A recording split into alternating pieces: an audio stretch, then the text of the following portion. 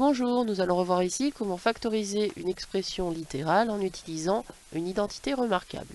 L'identité remarquable que nous allons utiliser, c'est la différence de deux carrés.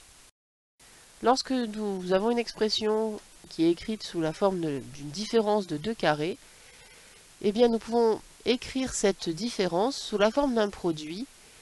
Donc si on a le carré de A moins le carré de B, nous allons pouvoir le factoriser en A moins B, facteur de A plus B. Nous allons appliquer ceci à cette expression.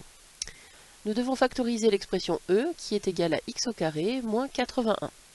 Donc ici, lorsqu'on parle de factorisation, on peut aussi penser éventuellement à est-ce qu'il y a un facteur commun. Donc là, on voit bien que dans notre différence, nous avons deux termes, x au carré et 81. Il n'y a pas de facteur commun, on ne peut pas faire apparaître un facteur commun à x au carré et à 81. Ce qui signifie qu'il va falloir trouver une autre façon de faire.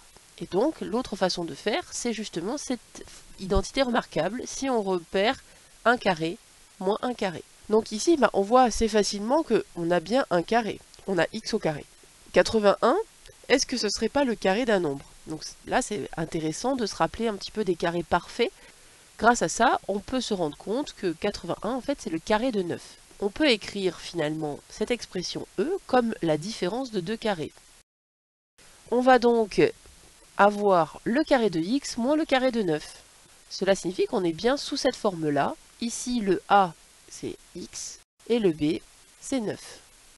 Une fois qu'on a identifié ça, eh bien on va pouvoir factoriser cette expression en remplaçant dans cette expression factorisée a moins b facteur de a plus b, le a par x et le b par 9.